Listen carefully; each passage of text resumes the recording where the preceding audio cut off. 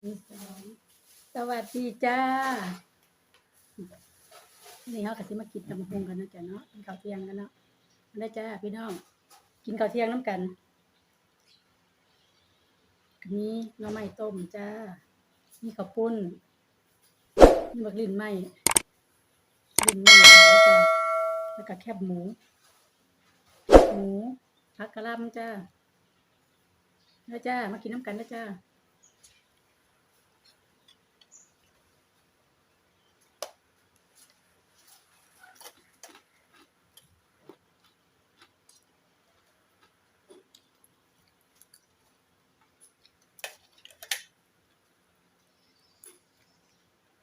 จ้า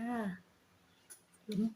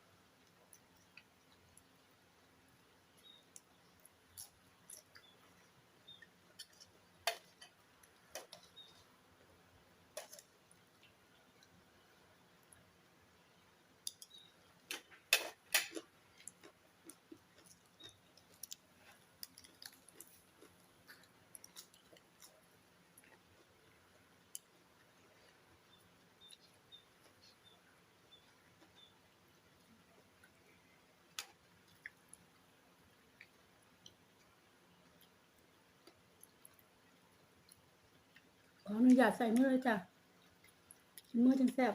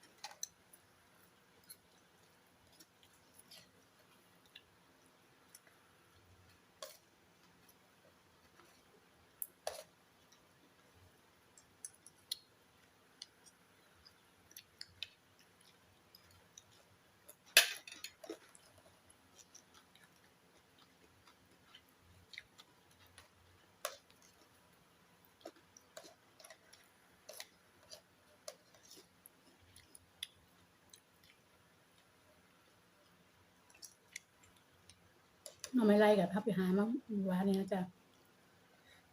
ต้มไป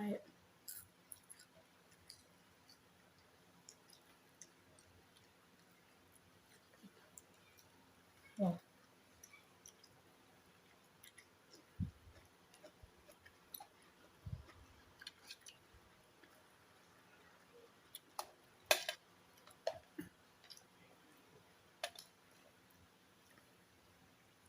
เพื่อแรกของปีเลยจ้ามันเนี่ยสำหรับปีนี้นะจ้าหน่อไม้ไล่นะห้าจะกินจ้ะ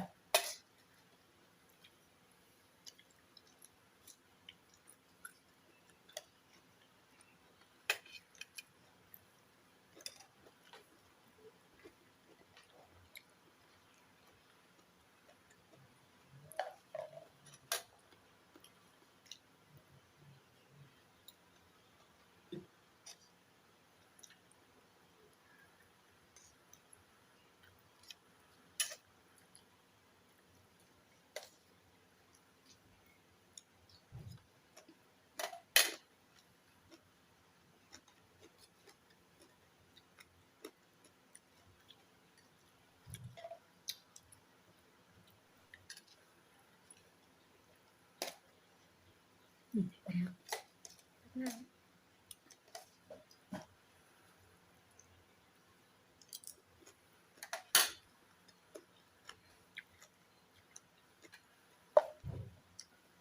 ออกไปจากที่สมุทร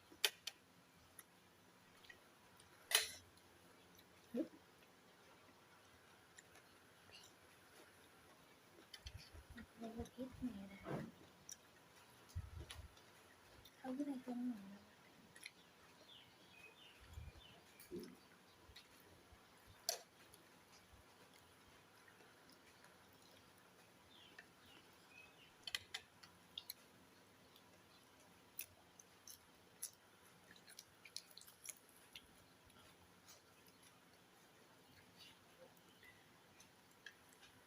แม่ครับเป็นแบบ กิน เผ็ดนี่ ใส่ จ้ะ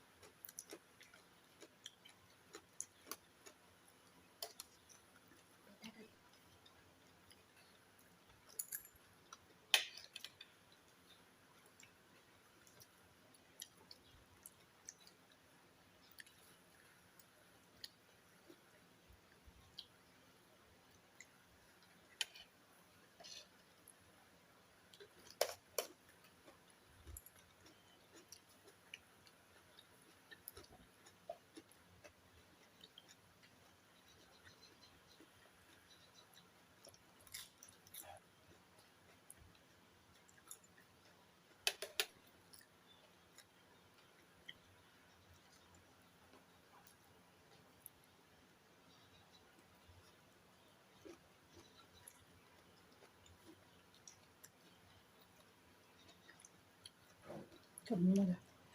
นั่นแหละคือเมื่อไหร่ หอมนึงอ่ะ แม่ มัดนั้น หมดเงิน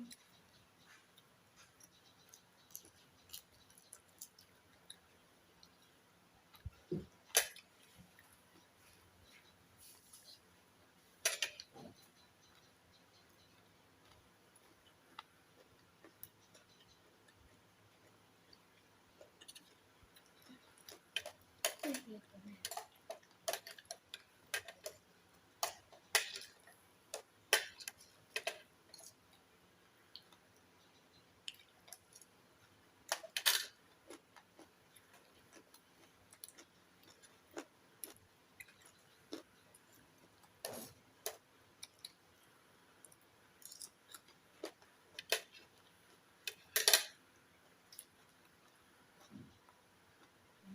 ที่นี่บอกลิ้นไหมใส่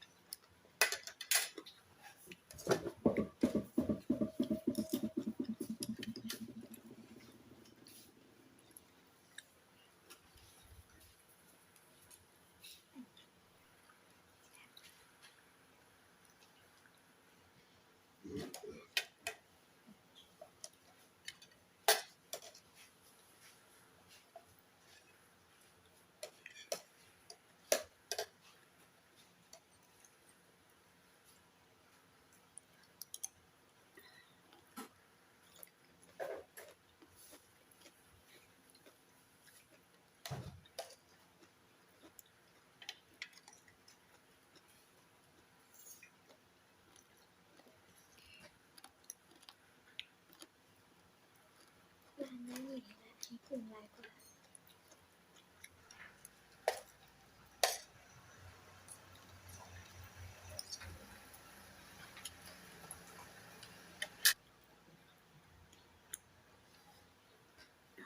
้ไปจวด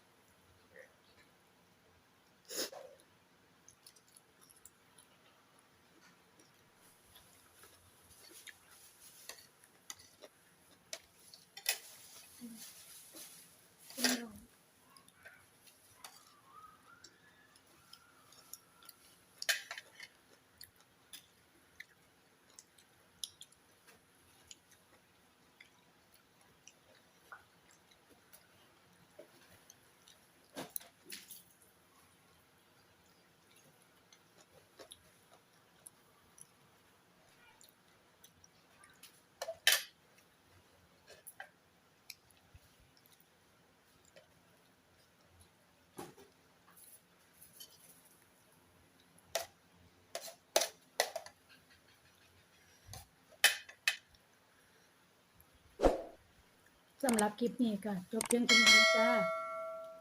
ขอบคุณขอบคุณทุกท่านนะคะที่เข้ามารับชมในการติดตามสำหรับมื้อนี้แม่นางเกตก็ขอกล่าวคำว่าสวัสดีค่ะ